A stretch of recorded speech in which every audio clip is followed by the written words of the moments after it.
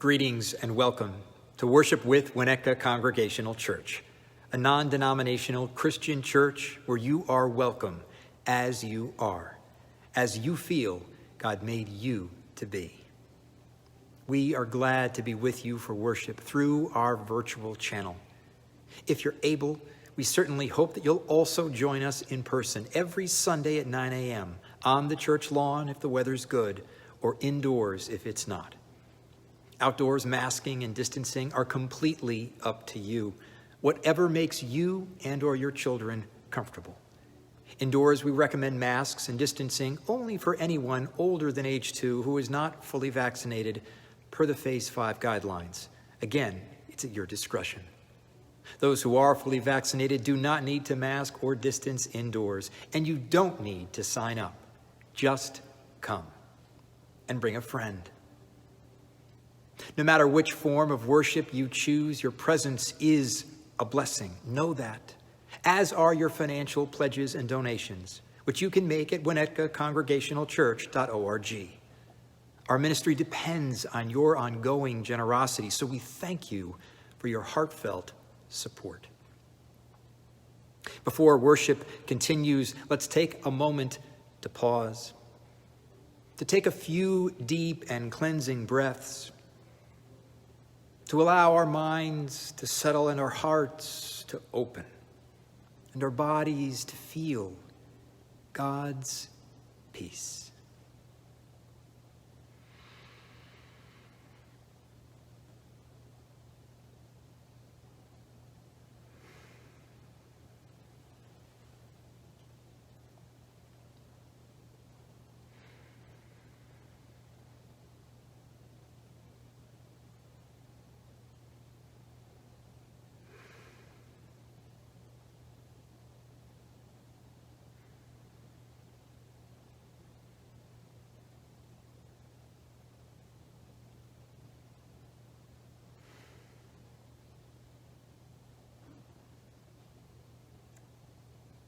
Amen.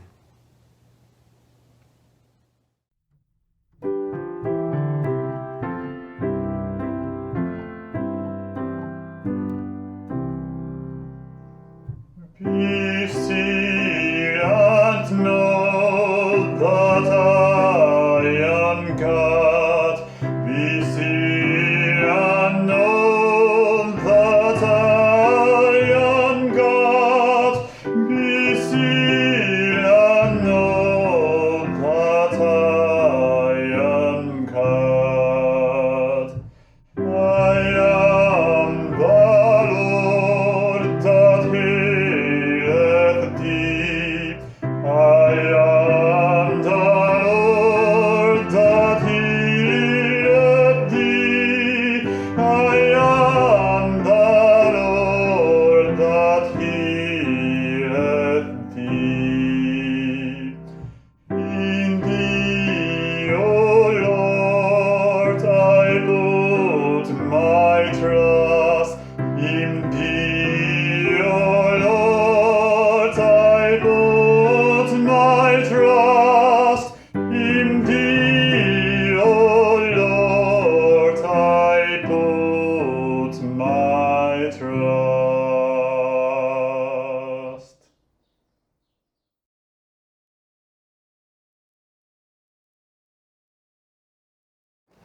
Please join us in our responsive call to discipleship. Those who seek the Lord Will not be forsaken, the Lord is an ever-present source of strength. both keel and ballast, when waters froth and churn. By remembering how Christ is already present, We learn to trust God's power to save.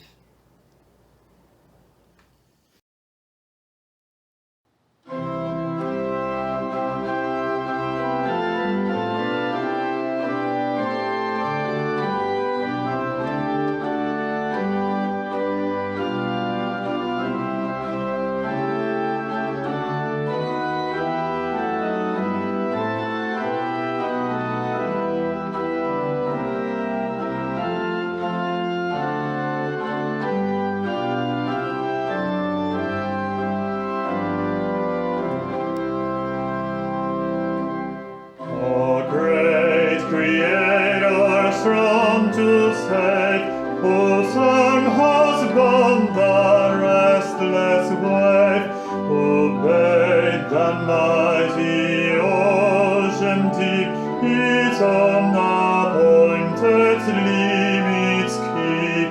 Oh, hear us when we cry to thee, for those in peril on the sea.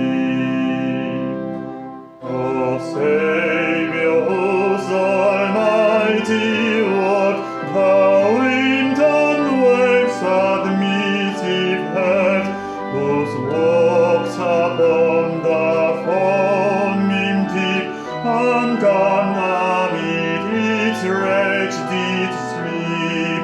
O hear us when we cry to thee, for those in peril on the sea. O Trinity of love and power, all troubles guarding dangers are, from rock and tempest, fire and foam, protect them wheresoever they go.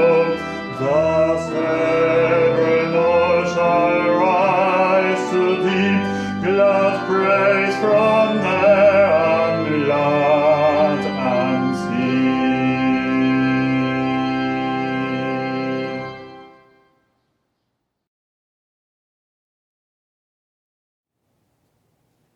The Lord be with you. Lord, someone once said, God doesn't save us from the storm. God saves us in the storm. We cannot completely avoid the storms of life, no matter how hard we try. Storms within and without. Storms literal and metaphorical. Storms physical, emotional, spiritual, and relational. Storms anticipated and storms utterly unforeseen. Storms that make sense and storms that totally bewilder. Lord, save us in the storm, for we cannot save ourselves. And whatever form your salvation takes, help us to see it. Help us to open ourselves to it. Help us to accept it. And help us to be grateful for it. Amen. As the old hymn declares, when the storms of life are raging, stand by me. When the storms of life are raging, stand by me. When the world is tossing me like the wind upon the sea, thou who rulest wind and water, stand by me.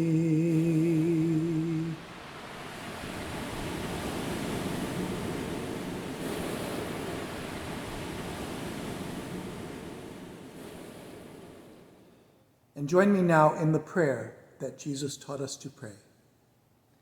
Our Father, who art in heaven, hallowed be thy name. Thy kingdom come, thy will be done, on earth as it is in heaven. Give us this day our daily bread, and forgive us our debts as we forgive our debtors. And lead us not into temptation, but deliver us from evil.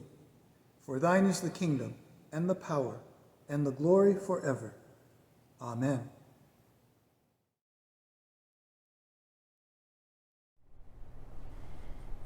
Good morning, everyone. I have a question for you today. Have you ever been caught in a storm?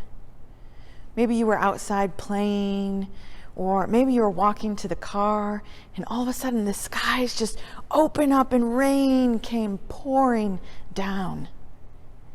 That has happened to me more times than I even care to count. In fact, just the other day, I was getting my hair cut, and just as I was almost done, I looked out the windows and the rain was pouring. It was coming down so fast and so hard.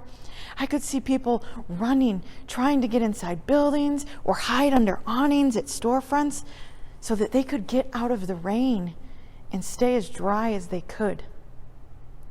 Well, our scripture today is about a time when Jesus and the disciples were out on a boat and this storm came out of nowhere with big winds and waves all over. Can you imagine that? You're on a boat and all of a sudden water is coming down from the sky and waves are crashing over the boat and it's getting filled with water and the boat is being tossed around and it feels like you're on this really bad roller coaster that's going up and down and all around. That makes my story about my quick dash to the car in the rain feel kind of like nothing. Well, what's really neat is that after the storm comes, something really cool happens. Jesus talks to the wind and the waves and he says, "Be still." And they actually listen. Now, I'm pretty certain that if I had tried that with the rain the other day, I still would have gotten pretty soaked getting to my car. But what if I had one of these with me? There's a big difference between standing in the pouring rain and standing in the pouring rain under a big umbrella. Sure, it might not keep me entirely dry. A little rain will get in on the sides, but I'm more likely to be a lot less wet if I have my umbrella with me to keep me dry. The umbrella doesn't stop the rain or make the wind disappear, but it helps me find a little calm and peace in the midst of the storm. And that's exactly what Jesus does for us and what this story is all about. Jesus won't come running to the scene shouting, "Be still, be still," every time that something happens in our life so that nothing will ever hurt us or cause us pain or sadness. But whenever life is hard, Jesus is always there to help us get through, to find joy and calm and peace and hope, even when those things feel impossible. Having Jesus in our lives is like having an umbrella in the rain. We'll still get a little wet, the wind will still blow, but even in the midst of the storm, we can find peace and calm because Jesus is there with us. Let's pray together. Repeat after me. Dear Jesus, thank you for giving us peace, even when life is anything but peaceful. Be with us and help us know we are never alone. Amen. Have a great week, everybody.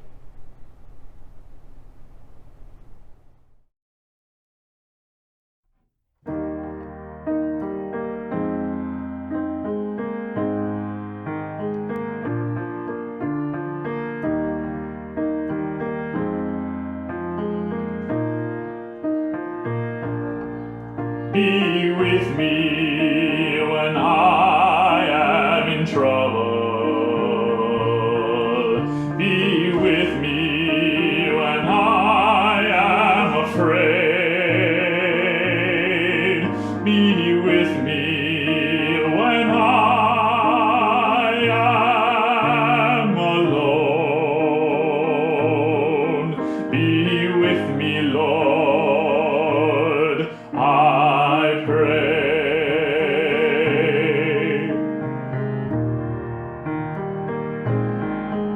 Give me comfort when I am in trouble. Give me comfort when I am afraid. Give me comfort when I am alone. Give me comfort, Lord, I pray.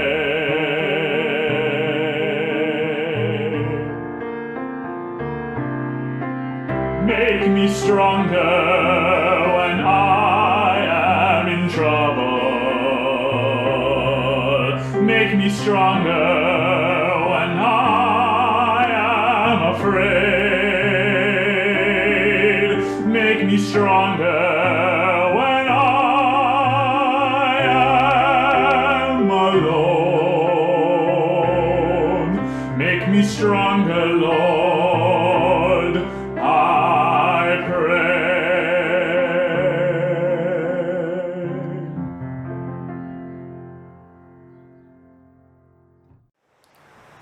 A reading from the New Testament, the book of Mark, chapter 4, verses 35 through 41. Later that day, when evening came, Jesus said to them, "Let's cross over to the other side of the lake." They left the crowd and took him in the boat just as he was. Other boats followed along. Gale-force winds arose and waves crashed against the boat so that the boat was swamped. But Jesus was in the rear of the boat, sleeping on a pillow. They woke him and said, "Teacher, don't you care that we're drowning?" He got up and gave orders to the wind, and he said to the lake, "Silence, be still." The wind settled down, and there was a great calm. Jesus asked them, "Why are you frightened?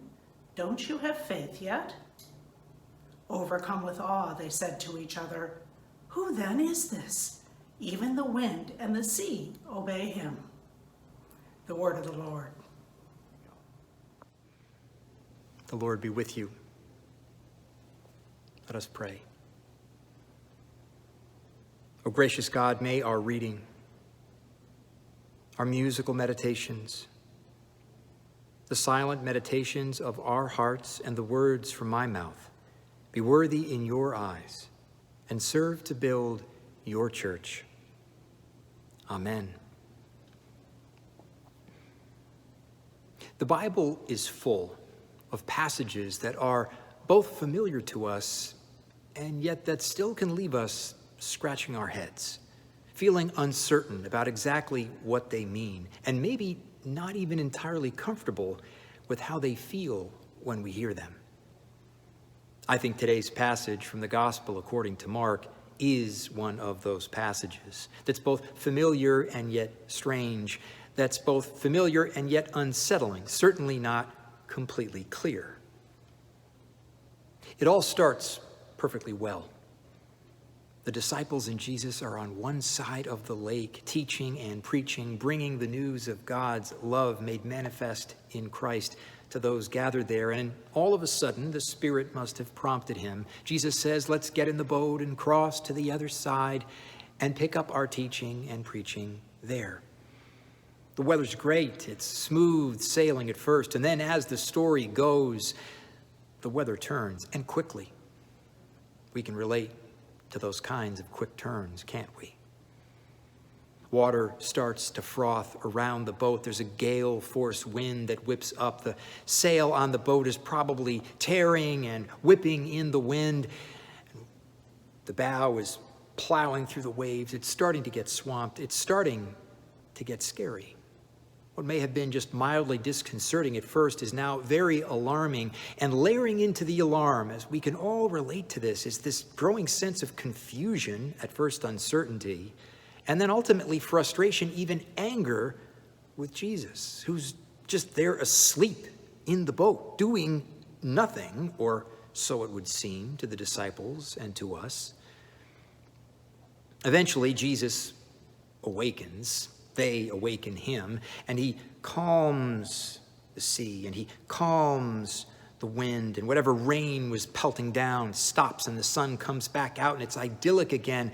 And they go from that alarm and that anger and that concern to awe, to a sense of being mystified and inspired. This passage shows the full panoply of human experience and human emotion, and how quickly one emotion, one experience can flood into and lead to the next. And it ends with everyone feeling inspired. And yet just before that, there's that moment when Jesus, after calming the seas and calming the wind and calming down whatever rain was falling, he asks them this question about, why do you not yet believe? Do you not yet have faith? It can kind of sting. When I hear it, it does. It can feel like a chastisement from the very one we would want to speak to us with such love and grace. I sometimes don't like this passage because of that moment when he turns and seemingly chastises the disciples. And because I too sometimes wonder, well, why didn't Jesus step in earlier? Why couldn't he have intervened earlier in my life, in your life, when we wanted him to, when it seemed like his help would have been certainly an appropriate thing to ask for? In thinking about this passage, for the very first time this time around, I came to a different view of what it's saying. It's actually, even though it covers this range of emotion, not all of which are easy to experience, a beautiful, a very powerful image of what church is, what we would want church to be, what I think God intends, Jesus and Spirit intend our church to be. Church is that boat, both metaphorically but also physically. It's that vessel that is dynamic, not fixed in one place, anchored in one place, but that can dock and then set out again, just as they did. The church is able to come to a resting point and be calm in the water for a moment, and yet it's also something that we can take to a new place, to an unexpected destination, as was true for the disciples in Christ.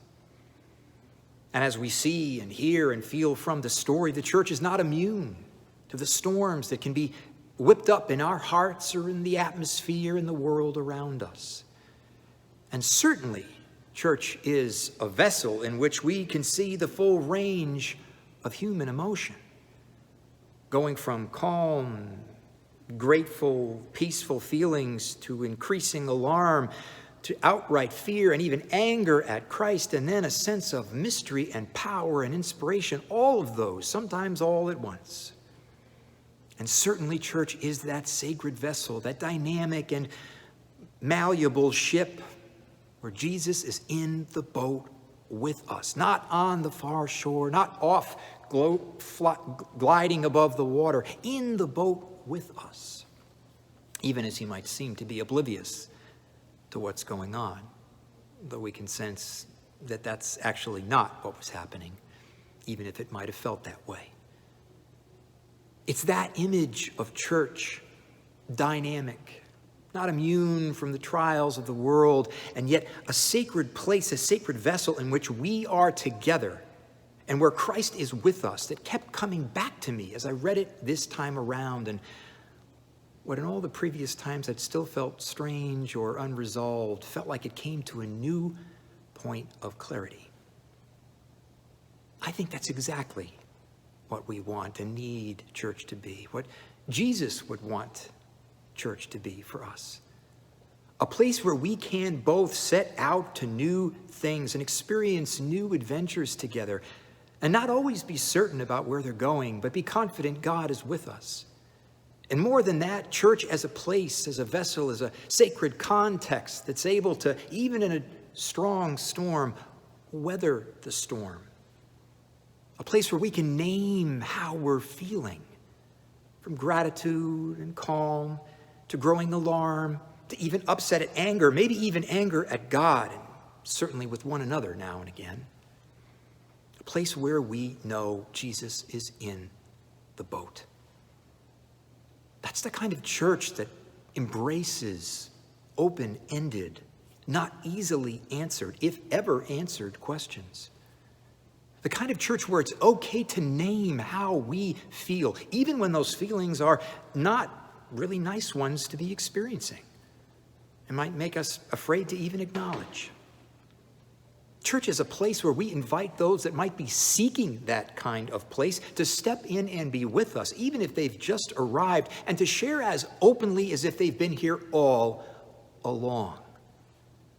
That is what I think Jesus wants church to be for us. What we are invited to recognize church having the capacity to be. It's certainly the image from this passage from the Gospel according to Mark. And in that spirit, in that vein, through the lens of that new epiphany, that's why we are launching a summer campaign, a summer project, where we can name, in the spirit of what I just described as church, what's going on for so many of us right now.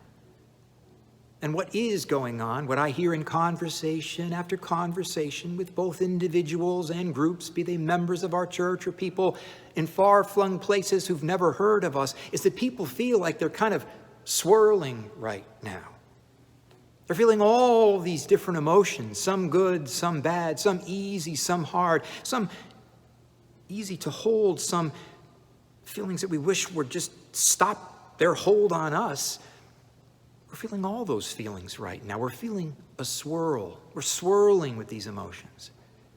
And wouldn't it be great if we as church, like that church we saw in that boat with the disciples and Jesus on those storm-tossed, then calmed waters, wouldn't it be great if we could be the kind of church that named that feeling that seems to be on so many hearts and minds right now and invited people to talk about it? We named church as a safe space for processing and invited people in to engage with the feelings that we're feeling, as easy or as hard as they might be to admit. And so there's now a board, a poster board, out in the front of our congregation that anyone passing by, be it congregant or not, can write on, can name what's making them swirl right now.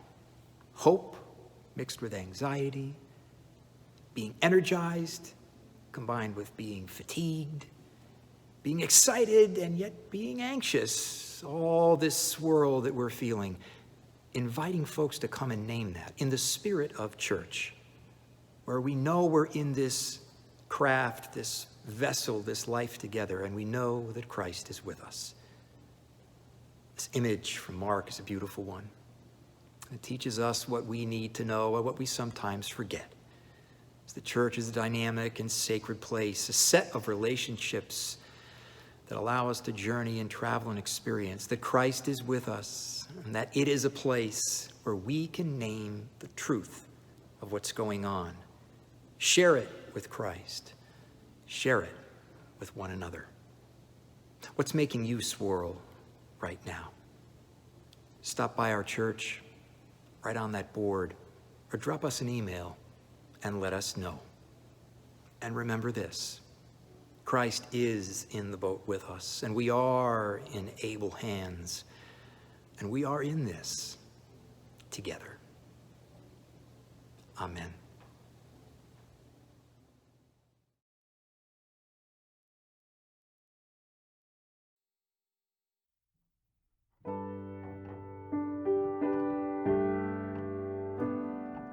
God ahead and God behind, God beyond the path I wind, God above and God below.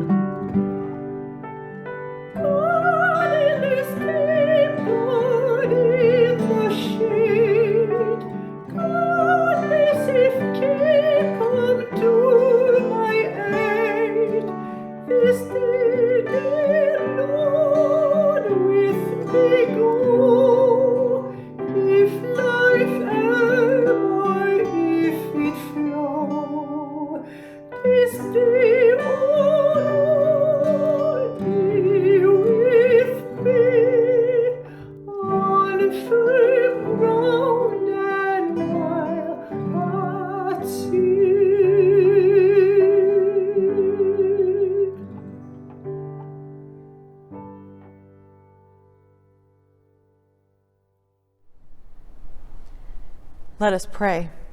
The Lord be with you. Prince of Peace, we pray this day and all days for you to be with us through all the ups and downs of life. We pray for you to comfort us when we are in distress. We pray for you to give us strength when we feel weak. We cry out to you like the disciples did long ago as you slept in a wind-swept boat, being tossed to and fro by tempestuous waves. We cry, Lord, don't you care that we are drowning? Don't you see our struggles? Don't you care about us? Then you call to the storm, both around us and the storms within us. And you say, peace, be still. Yet even at your words, even as we feel your peace surround us, we still fear the waves and the wind. We still wonder what's next. We still wait for the rug to be pulled out from beneath us. And we struggle to be still, to let your peace enter into our souls and bring us calm. Reside in our souls, O Lord. Let the thoughts and feelings that invade our minds and hearts be silenced. Help us to find your peace within and all around us, not just once the storm has passed, but even now, even as the waves still crash and the wind still howls. Help us to believe that your words of peace and stillness were meant for us, and that, as mystic Julian of Norwich said, all shall be well, and all shall be well, and all manner of things shall be well. Amen.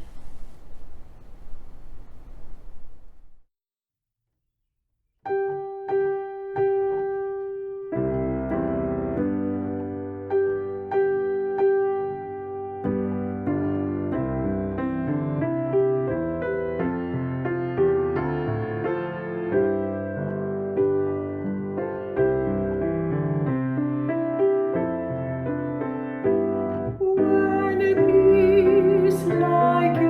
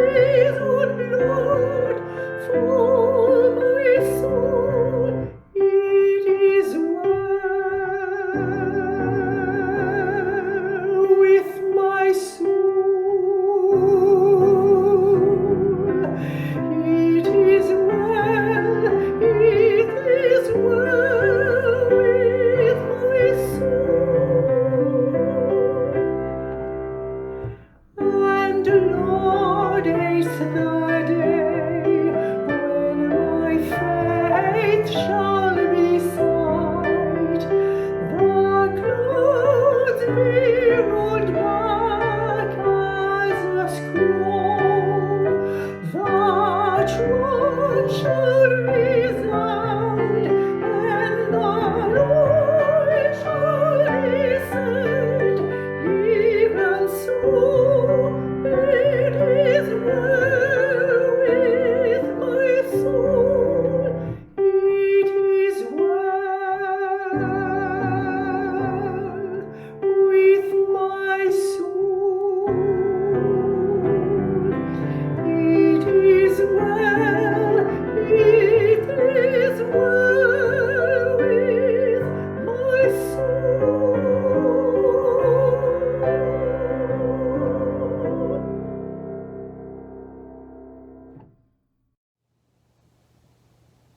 We hope that today's service has renewed you in some meaningful way and painted a powerful image of church as the sacred vessel in which we are invited to openly experience and to process the often swirling mix of emotions that life evokes, and to do so knowing that we're in this together and that Jesus is indeed in the boat with us.